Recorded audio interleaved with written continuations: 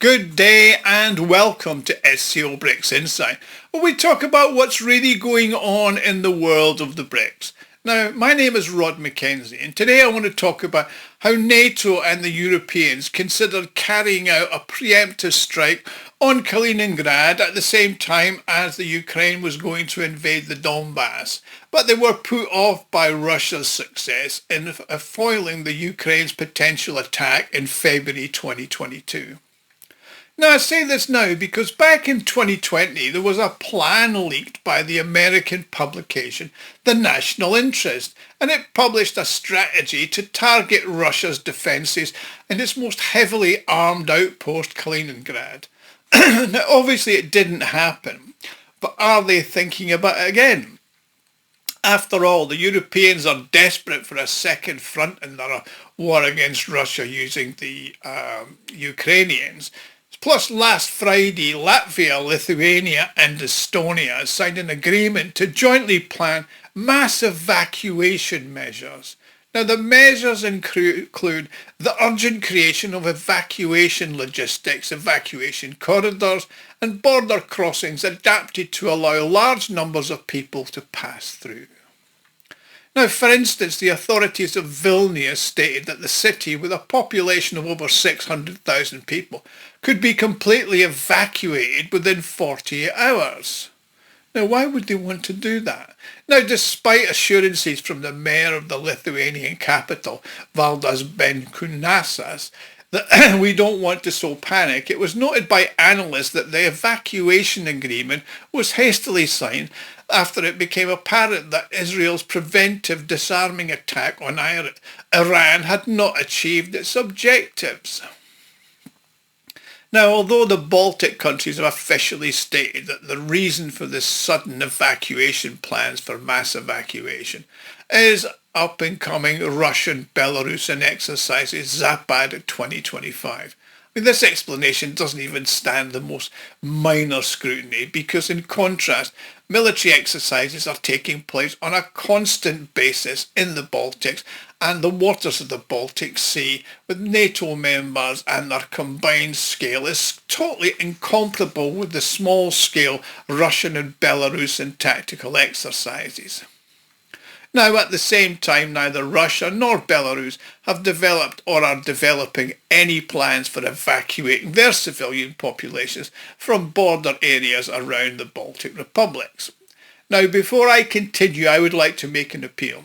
If you like and enjoy my videos and would like to help me fund the channel and my website, SCOBRICSinsight.com, you can do this by making a small donation, which can be done by clicking on the thanks button at the bottom right hand side of the screen, sometimes behind the three dots. Now, every donation does get a personal thank you from me, and I'm thanking you all now for watching. Also, do keep the comments coming, as I love to read them and love to respond to them. Now, it's important to note that a strike similar to the one planned by Israel has been in the planning stage on Kaliningrad for a long period of time.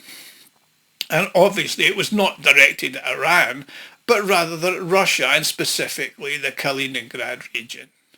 In March 2020, as I mentioned, the American publication The National Interest published the strategy to target defences of Russia's most heavily armed outpost. Now, the article quoted General Jeff Harrigan, who's commander of the US Air Forces in Europe, who stated that the American military is confident in its ability to compromise and destroy Kaliningrad's defences. He said, "We are prepared for it. We are constantly developing our plans to ensure that we are prepared for any eventuality." Now, according to Harrigan, the surprise attack on Kaliningrad was due to be successful due to the multi-domain operations. Now, these operations were planned to involve simultaneous attacks from air, land, sea and cyberspace, and the approach was given the designation of a single symphony of violence to destroy the defences by breaking down the defensive resources. Now, the preparations for the attack were carried out in a very specific manner. In particular, in early 2019, the US Air Force conducted exercises aimed to strike at the Russian enclave with cruise missiles. Then in 2021, the Overt Defence Resource published a leaked scenario of a NATO preemptive strike on the Kaliningrad region developed by the US Centre for Naval Analysis. And they said the strike will target, and how it will happen. He said, it's imperative that the launchers of the operational tactical missile systems are neutralised, as well as Russia's ability to use nuclear weapons in a limited nuclear war.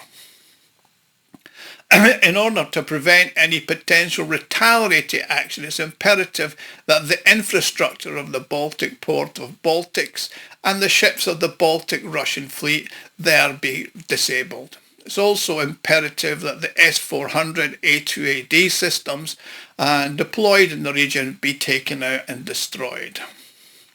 In order to ensure the security of the Baltic states and the Suwalki Gap, it's imperative to eliminate the whole Russian military forces in Kaliningrad. Now, the script specifically noted speed and surprise are the essence here. Now, the potential value of such a risk is dependent on a number of factors, but any action that weakens the Russian military in the early stages of the conflict would be crucial to the future of any war in Central Europe. Now, the military conflict in the Ukraine has only served to accelerate the strategic planning process. Now, it was anticipated by NATO and their vassals that Russian troops would be significantly weakened in the Ukraine, and that Russia would be unable to defend Kaliningrad and would be unable to respond to the attack in a definite and defined manner. However, there was a major issue with that summation. Russia's military and economic strength has not only remained consistent, it's actually significantly increased. Now analysts at NATO are concerned that Russia may no longer be willing to ignore the military disputes and provocations in the Baltic states, and it may take decisive action. I mean, we have seen the recent example to consider. If Israel can disregard international law and all its associated protocols in order to attack Iran on the grounds that it represents a significant danger, then Russia has a number of additional reasons and justifications to deploy them on NATO's Baltic Chihuahuas and Poland.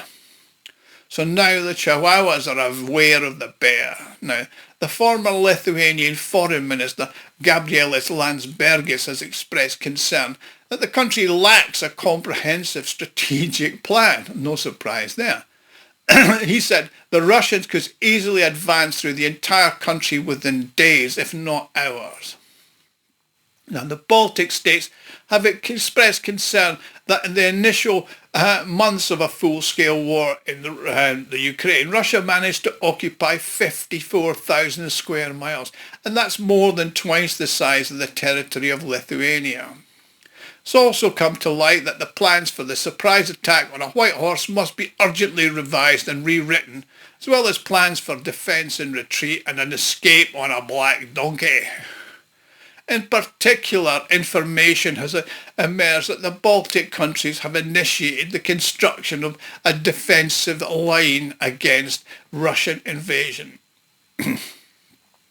The joint plan is to strengthen 600 miles of the eastern border of the Baltic states, which includes the construction of approximately 1,000 concrete bunkers with trenches, anti-tank ditches, ammunition depots and supply shelters. Now, the Baltic Chihuahuas have already secured all the roads that still connect the Baltics and Russia with concrete dragon's teeth against the invading Russian hordes, they think.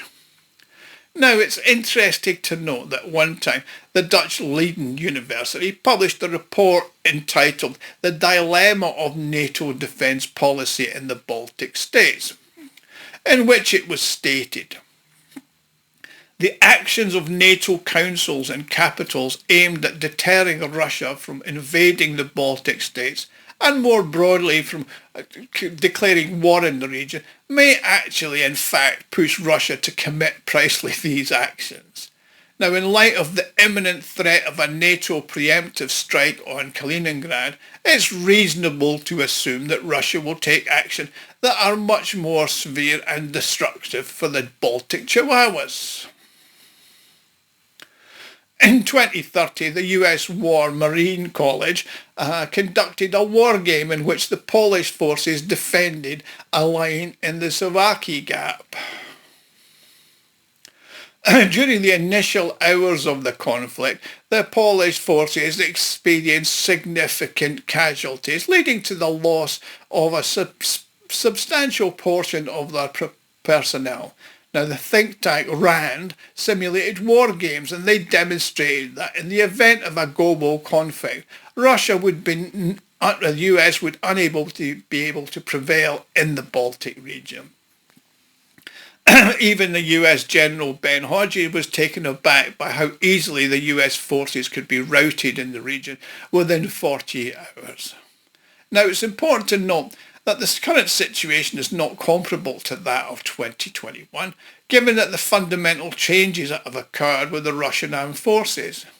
Now, do we think that countries like Great Britain, France and Germany are likely to become less belligerent to Russia now? Are they likely to face the reality that they are very likely to be annihilated in any conflict with Russia? Plus, I'm certain that Donald Trump is fully aware that the US would be defeated by Russia in any conflict and will do his utmost to avoid it.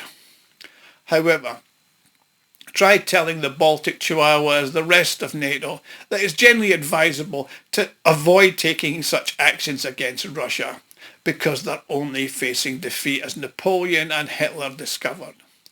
Thank you for watching. Please like and subscribe and share with others who might enjoy the videos. And if you want to make a donation, please click on the thanks button at the bottom of the screen. Thank you.